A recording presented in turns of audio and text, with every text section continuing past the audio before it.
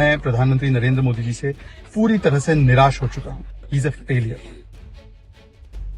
शहजाद पूनावाला ने बीजेपी से इस्तीफा देने के बाद एक वीडियो जारी किया है। इसमें वो कांग्रेस और राहुल गांधी पर तंज कसते नजर आ रहे हैं और बताते हैं कि कैसे 12 सालों में पीएम मोदी तानाशाह नहीं बन सके।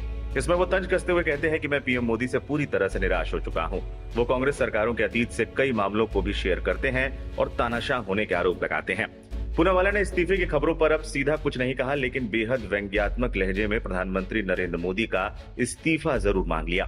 आइए आपको बताते हैं कि पूनावाला ने आखिर पीएम मोदी को असफल तानाशाह क्यों कहा और राहुल गांधी पर कैसे प्रहार किया। शहजाद पूनावाला ने अपने वीडियो की शुरुआत एक जबरदस्त तंज के साथ की। उन्होंने कहा, लेफ्ट लिबरल लोग उनसे कह रहे हैं कि वो प्रधानमंत्री मोदी का इस्तीफा मांगने वाले गुट में शामिल हो जाएं। इस पर चुटकी लेते हुए पूनावाला ने कहा, मैं प्रधानमंत्री नरेंद्र मोदी से पूरी तरह से निराश हो चुका हूं। 12 साल हो गए और वो असफल हैं। उनको ठीक से तानाशाह बनना नहीं आ रहा।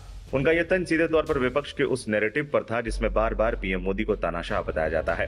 पूनावाला ने यह साबित करने की कोशिश की कि अगर देश में तानाशाही होती तो हालात क्या होते। उन्होंने एक हालिया घटना का जिक्र करते हुए कहा कि एक डिक्टेटर कभी विरोधियों को माफ नहीं करता।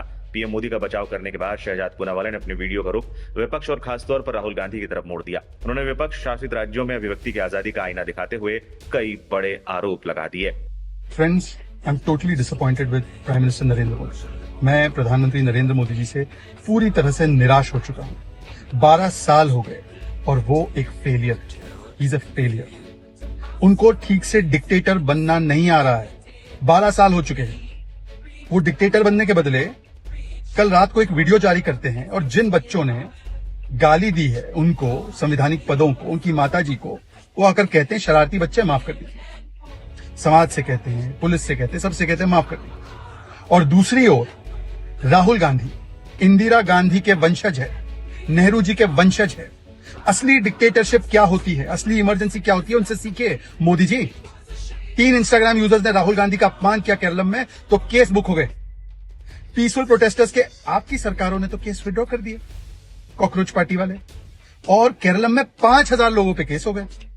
कर्नाटका में कोई पोस्टर दिखा रहा है उस पे केस हो गया। रैप आर्टिस्ट पे केस हो गया। और उनका इतिहास भी तो देखिए। फ्रीडम ऑफ स्पीच को कर्व किसने किया? नेहरू जी ने। इमरजेंसी किसने लगाई? इंदिरा जी ने। किसने पार्लियामेंट पे जो जिस प्रकार से आवाज बंद करके सभी सांसदों को जेल में डाला? इंदिरा गांधी ने। जब साधु संत आंदोलन करने निकले तो गोलियों से भूना किसने? इंदिरा गांधी ने। कांग्रेस की सरकार थी। आंसू movement, Assam students union movement, 1000 लोगों को मरवा दिया। नवनिर्माण आंदोलन, स्टूडेंट्स का मूवमेंट, वहां पर भी अनेकों लोगों को जेल में ठूस दिया, मार दिया, मौत के घाट उतार दिया। हमने देखा है कि अब अन्ना आंदोलन भी जब हुआ था 2011, 12, 13 में, तो 1300 से 1500 लोगों को जेल में ठूस दिया, अन्ना को भी जेल में डाल दिया, रामबाला को मार दिया। और आप यहां पर गलती है, बच्चों से गलती हो जाती है, गाली दे दी, ठीक है, उनको ठीक मार्ग पर लाइए, ये कह रहे हैं। और वहां पर इंस्टाग्राम के पोस्ट पर राहुल जी एक असली डिक्टेटर की तरह उनके ऊपर केस करवा रहे हैं। रेवांत रेड्डी जी जब एचसीयू प्रोटेस्ट होते हैं तो बोलते हैं कि मैं आपको स्ट्रिप कर दूंगा नेकेड और पिटाई करूंगा। इंजीनियरिंग स्टूडेंट्स को गाली देते हैं। क्या मोदी जी, 12 साल हो गए, अब नहीं बन पा रहे हो डिक्टेटर। ये जो लेफ्ट लिबरल्स है, इनकी सारी जो उम्मीदें थी उस पर आपने पानी फेर दिया है। You have failed. कुल मिलाकर शहजाद पूनावाला ने अपने बीजेपी छोड़ने की उड़ती हुई अफवाहों का जवाब एक तीर से 2 शिकार करके दिया है। बताते चले, शहजाद पूनावाला ने कांग्रेस से अपनी शुरुआत की थी, लेकिन कांग्रेस अध्यक्ष के चुनाव को लेकर हुए विवाद के बाद उन्होंने पार्टी छोड़ दी और बीजेपी में शामिल हो गए। वहां वो पार्टी के तेज तर्रार चेहरे के रूप में पहचाने गए। हालांकि उन्होंने बीते दिनों बीजेपी से भी इस्तीफा दे दिया है।